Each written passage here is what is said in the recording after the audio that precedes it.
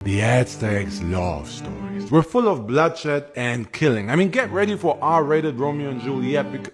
No, wait, Romeo and Juliet is already pretty dark and pretty violent. Anyway, get ready for a dope Aztec love story with a bunch of murder. The tale of the Aztec warrior and the princess. Once upon a time, a man known as Popo was in love with the princess Izta, and she was in love with him. But Izta's father, the king, would only marry his daughter to a man that proves his worth by killing the strongest warrior of the enemy tribe. Some would say the father pimped out his daughter for military strategy. I say, follow the pimp manual, step by goddamn step. So Popo set out to become a glorified murderer in the name of love, while the princess couldn't wait for him to usher in their marriage with bloodshed.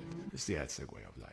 While Popo traveled to the enemy tribe, another dude fell in love with the princess. And because Izta was bored after months of waiting for Popo, she went ahead and married the other guy. No, I'm kidding. She ain't like that. Izta was devoted and her heart belonged to Popo. No matter how long the journey took, she was willing to wait. So when this new fool asked Izta to marry him, she told him, no, I belong to Popo. And he said, Popo? The Popo? And she was like, yeah, you might have heard of him. You might slay the dangerous warrior right about now. Just, to marry me would put himself in harm's way like that and kill somebody for my love. And he was like, man, I heard about Popo. Everybody know Popo. Popo died fighting against the great enemy warrior. Popo did. And the princess was so shook by this news that she died of a broken heart. Not a joke this time. This is true. Princess Izta died. She's dead for the rest of the story. Dead.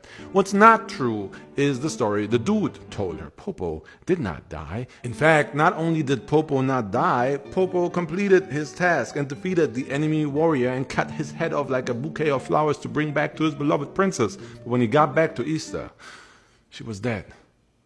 But y'all knew that already. I feel like I should have structured.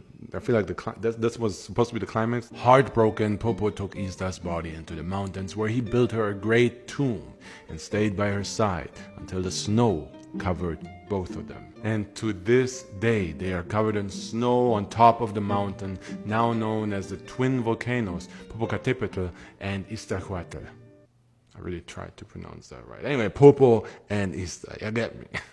Izta is forever dormant, while Popo still occasionally weeps and roars in anger, spewing fire over Mexico.